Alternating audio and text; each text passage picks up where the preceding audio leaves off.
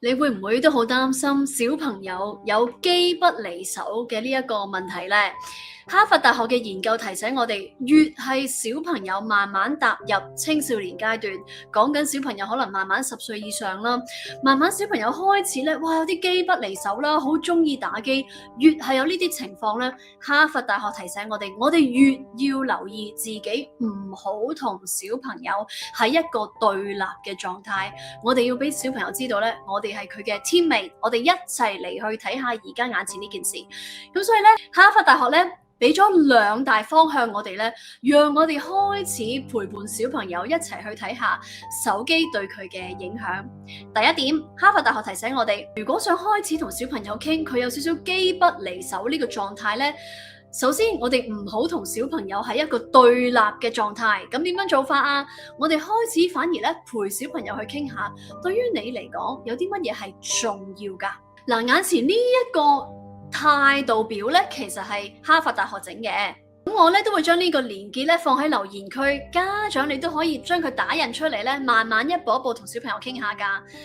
咁咧，當我哋嘅小朋友越嚟越大啦，講緊10歲以上咧，我哋可以甚至就算你嘅小朋友細個啲，我覺得都可以將呢一樣嘢咧打印出嚟，開始陪小朋友傾下。不過當然啦，如果你嘅小朋友係10歲以下嘅話咧，咁我就會建議用一啲簡單少少嘅詞語咧，去開始同佢傾啊。對於呢個小朋友嚟講咧，有啲乜嘢係對佢嚟講係重要嘅？我舉個例子，可能咧有啲小朋友會講啦，我覺得咧，對人有善心係啦，呢個 kindness 呢度對人友善啦，係對於我嚟講係好重要嘅，即係話無論有啲乜嘢，我覺得係對方好需要做，或者係對方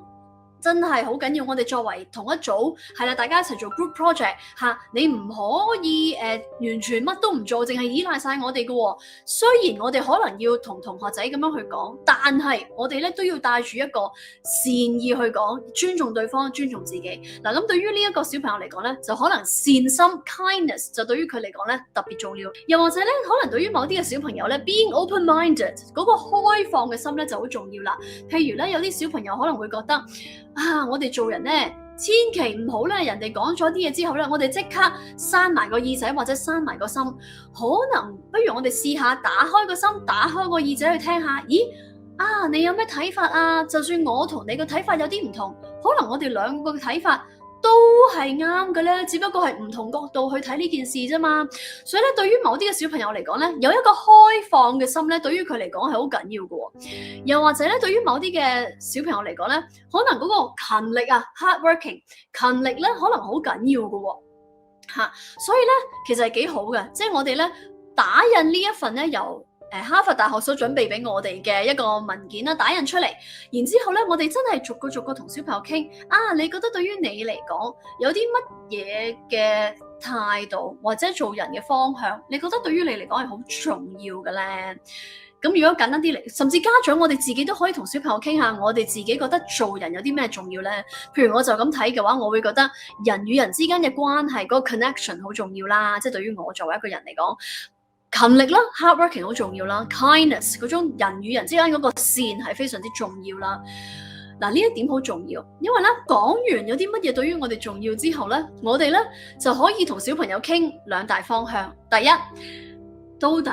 呢啲嘅我會覺得重要嘅嘢，其實佢可唔可以共存咧？舉個例子，譬如可能咧，善心 kindness 同埋勤奮，可能咧平時咧冇乜衝突嘅，但係會唔會喺某一啲嘅情況下，咦，其實可能會有啲衝突嘅喎。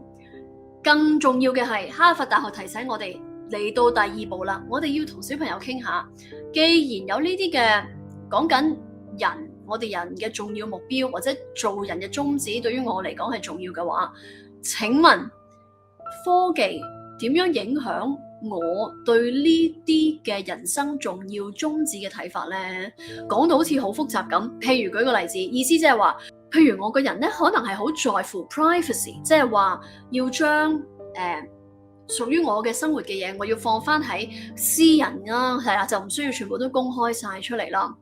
嗱，咁你應該會睇到咧，好快會睇到咧，privacy 呢一樣嘢咧，同小朋友用社交媒體咧，可能會有少少衝突嘅喎。即係話佢可能會覺得咧，平時有啲嘢咧，佢會諗清諗楚先會同人講嘅。咦？但係可能喺社交媒體上咧，佢可能會覺得呢一樣嘢咧係比較難做到嘅喎。因為當大家都好似係咁講自己嘅生活嘅時候，咦？喺社交媒體上，我對於 privacy 嘅嗰個重要，即係我覺得好重要嘅時候，我喺社交媒體上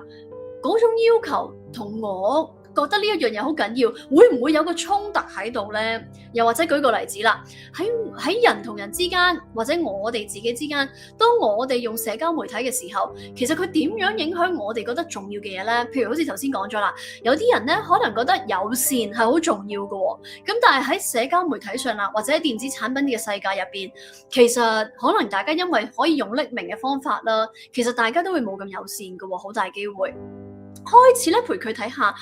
我呢個人有啲乜嘢我係睇得重嘅，而喺呢個社交媒體上或者喺電子產品上，喺唔同嘅平台上邊，到底我覺得重要嘅嘢，同我而家用緊社交媒體嘅時候嗰個衝突位喺邊呢？或者更重要嘅係，咁有啲乜嘢係可以共存嘅咧？舉個例子，譬如咧，你都會好容易睇到嘅。其實咧，我有好多嘅學生咧，佢會成日想打機，唔係真係因為佢有幾在乎嗰個機啊，而係更重要嘅係，好多時候佢嘅好朋友咧，大家都會係一齊玩嗰個 game 啊。所以咧，其實呢一個係同嗰個小朋友佢嗰個 connection 同朋友仔之間嗰個關係咧，係重要過嗰個 game。咁嗱，我哋了解咗呢一樣嘢之後，個好處就係睇下 ，OK，咁有冇啲乜嘢我哋喺行為上可以管理下㗎？譬如話 ，OK，我會唔會係選擇嘅就係，譬如我淨係喺個手機上，我就係同朋友仔一齊玩嘅嗰個 game，我先至用呢個手機咧。然後或者譬如喺其他嘢上，我可唔可以做一個取捨咧？會唔會係我唔會咁常用手機去上某一啲嘅社交平台咧？變咗咧，哈佛大學咧就提醒咗我哋啦。我哋有咗呢個表之後咧，你見唔見到嗰個傾偈嗰個樣嘢咧？嗰個柔韌度即刻增加咗啊，同埋喺嗰個明白嗰度咧即刻增加咗，就唔係淨係咧，好似我哋係咁追趕住小朋友就話嗱，你唔好再打機啦。嗱，你知唔知打機唔好㗎？你知唔知打機咧會令到你咧冇注意力，就開始偏即係冇咁極端啊。因為如果我哋當然啦，家長我梗係知道